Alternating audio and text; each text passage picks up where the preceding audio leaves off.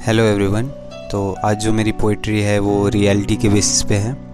सब रिलेट कीजिएगा इसके साथ। हर किसी के घर का ये किस्सा है, हर किसी के घर की ये कहानी है। तो पोइट्री शुरू करते हैं आज की। अस्पताल में मेरा जन्म होने के साथ इसकी शुरुआत होती है। वो कौन था? क्योंकि अभी तो मैंने पहली सांस भी न ली थी और उसकी धड़कनें तेज़ हो चुकी थी। मेरी पहली किलकारी सुनते ही पूरे अस्पताल में मिठाई बढ़ चुकी थी। याद नहीं मुझे कि पहले किसकी गोद में गिरा था, पर शायद उसी का हाथ था जो सबसे पहले मेरे सर पे फिरा था। हाँ, खाने पीने के वांदे थे हमारे घर में, पर फिर भी खिलौने सजा रखे थे। अपने सपने बीच में ही छोड़कर मेरे लिए एफडी में पैसे बचा रखे थे। आखिर कौन था वो? क्योंकि लफ्ज़ों की दुनिया से तो मैं अभी भी अनजान था, पर ना काम ना दुनिया ना दोस्त, बस मेरा हंसता चेहरा ही उसकी असली जान था। दिन भर वो धूप में तपता रहता, मिट्टी में अपना बदन भिगोता रहता था, मगर घर आते ही सब छोड़ छाड़ कर कभी मुझे हवा में उछालता, कभी हाथी कभी घोड़ा बनकर मुझे सीने से लगाता रहता था। वो खुद अनपढ़ गंवार रह गया था शायद, मगर मुझे पढ़ा रहा था।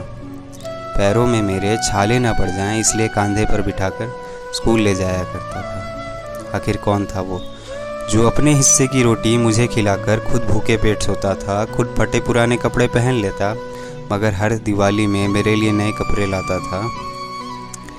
एक छोटे से घर का किराएदार था। 6 लोगों के परिवार का बस एक वही सहारा था।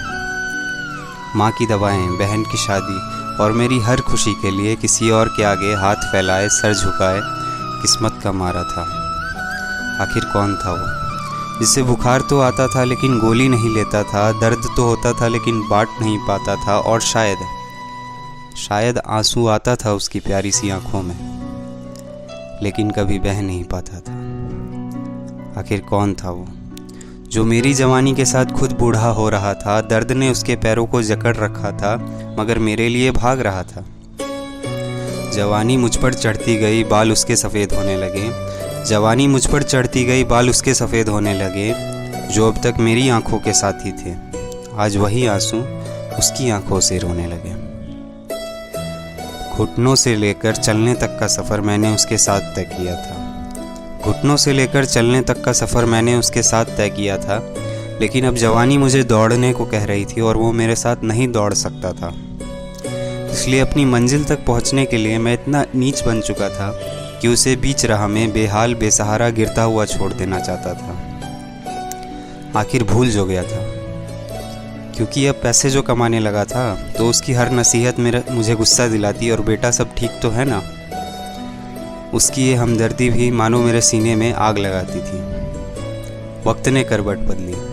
आज तक मैं किसी का बेटा था, मैं भी वही आदमी बन चुका था। वही सपने, वही ख्वाहिशें और वही छोटा सा चेहरा मेरा खुदा बन चुका था। इससे पहले कि मैं अपनी गलतियों का बोझ हल्का कर पाता, वक्त ने एक बार फिर अपनी ताकत दिखाई, ताकि वही वक्त मुझ पर हंस पाता, और अगली सुबह मेरे माथे की सबसे मजबूत छत का हर एक पन्ना खाक बन चुका था, क्योंकि वो मेरा पिता था जो राख बन चुका।